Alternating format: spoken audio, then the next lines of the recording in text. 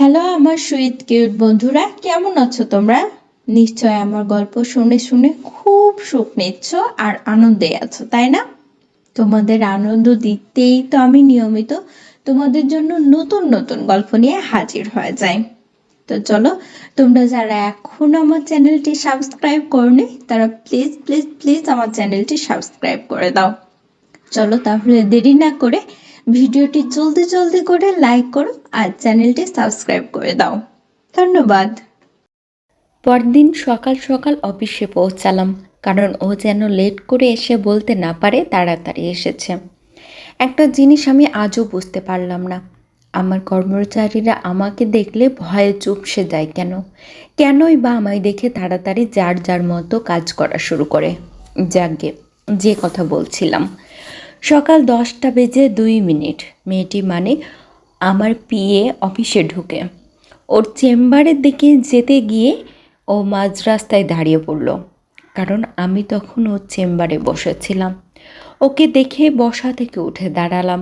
ও মাথা নিচু করে ফেলল, তারপর বলতেছে, আমি sorry sir, 1 minute 58 second late হয়ে গেল। ওর দিকে একবার তাকিয়ে আমার রুমে চলে গেলাম। যাওয়ার সময় বলে গেলাম আমার রুমে আসতে। আমি রুমে আসার খানিকক্ষণ বাদেই অনুমতি নিয়ে মাথা নিচু করে আমার রুমে প্রবেশ করে। আমি ওর সাথে তেমন কোনো কথা বললাম না, শুধু ওর দিকে 9টা ফাইল এগিয়ে দিয়ে বললাম আজকে রাত্রের ভিতর যাতে এগুলো কমপ্লিট করে দেয়। ও জল ছলছল চোখে আমার দিকে তাকিয়ে বলল, স্যার, এতগুলো ফাইল একসাথে এক রাতের ভিতর কমপ্লিট করা সম্ভব না। দয়া করে কাজটা আমায় আরেকটু কমিয়ে দিলে ভালো হতো। ওর কথা শুনে কাল সারাদিন থেকে মনের ভিতর পুষে রাখা রাগটা দ্বিগুণ বেড়ে গেল। ড্রয়ার থেকে আরও 3টা পুরনো ফাইল বের করে ওর হাতে ধরিয়ে দিলাম। ওর অবাক হওয়ার মাত্রাটা যেন বহুগুণে বেড়ে গেল এবার। ফ্যাল ফ্যাল চোখে আমার দিকে কিছুক্ষণ তাকিয়ে থেকে কি যেন বলতে গিয়ে থেমে গেল। ফাইলগুলো নিয়ে চলে গেল আমার রুমের থেকে।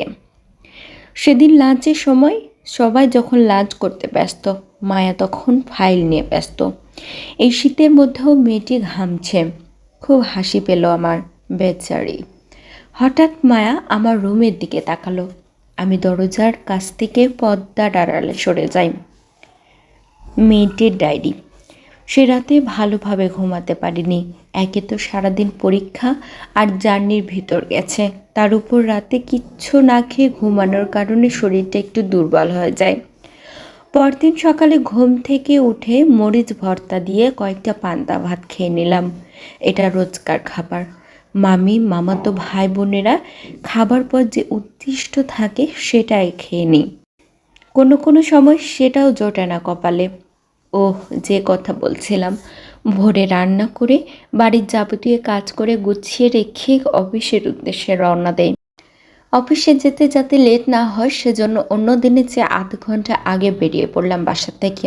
কিন্তু বিধি বাম, গাড়িটা মাঝ রাস্তায় নষ্ট হয়ে যায়। অন্য গাড়ি আসার অপেক্ষা করতে গিয়ে অফিস পৌঁছাতে লেট হয়ে যায় 2 মিনিট। ভয়ে ভয়ে ভিতরে প্রবেশ করি। কথায় আছে, যেখানে বাঘের ভয় সেখানে রাত হয়। সেটাই হলো। সামনে তাকিয়ে দেখি বস আমার সামনে আমার চেম্বারে বসে আছে। থমকে দাঁড়ালাম সেখানে। ভিতরটা শুকিয়ে আসছিল ভয়ে। উনি বসা থেকে উঠে আমার দিকে এগিয়ে আসছে। আমি মাথা নিচু করে সরি বললাম। তারপর উনি অগ্নি দৃষ্টিতে আমার দিকে তাকিয়ে রুমে চলে গেলেন। বলে গেলেন আমি যেন ওনার রুমে আসি। না জানি আমার জন্য কী অপেক্ষা করছে। ভাবতে ভাবতে ওনার রুমের সামনে গিয়ে দাঁড়ালাম। উনি রাগে ভাব নিয়ে আমার ভেতরে প্রবেশ করতে অনুমতি দিলেন। কোনো কথাবার্তা নাই। সেদিন উনি আমার সামনে 9টা ফাইল এগিয়ে দেয়। রাতের ভিতর এগুলো সব অসম্পূর্ণ কাজ সম্পূর্ণ করে দিতে হবে। এই ভেবে ভেতরটা শুকিয়ে গেল। মামির সংসারে আমাকে তো রাত্রেও গাধার মতো খাটতে হয়। তারপর ক্লান্ত হয়ে ঘুমিয়ে পড়ি। উনার এই ফাইলগুলো দেখতে যে বাড়তি সময়টা দরকার সেটা আমি কই পাবো?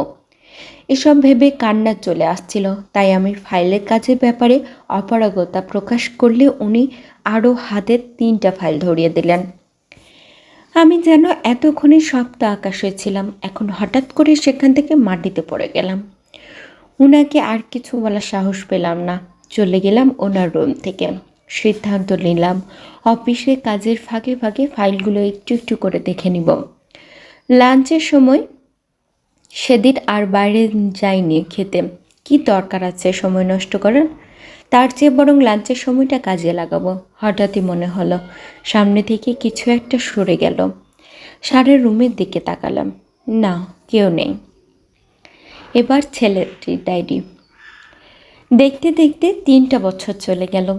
মায়াকে এখন আর আপনি নয় তুমি সম্বোধন করা হয়। এই 3টা বছরে একটু একটু করে আমি মায়াকে চিনলাম, ওর দক্ষতা সম্পর্কে জানলাম। সত্যি দেখতে পিচ্ছি হলেও মেয়েটা সাংঘাতিক বুদ্ধিমতী এবং কাজের। যাক, এতদিনে এটা বিশ্বাস করতে পারলাম বাবার মন্তব্যগুলো সম্পূর্ণ অমূলক নয়। হঠাৎ করে মেয়েটা কেমন যেন চেঞ্জ হয়ে গেল। আগের মতো হাসে না, বেশি কথাও বলে না, সবসময় কেমন যেন গম্ভীর হয়ে থাকে। জিজ্ঞেস করলে বলে সে কিছু না। ব্যাপারটা কেমন যেন ভালো ঠেকাচ্ছিল না।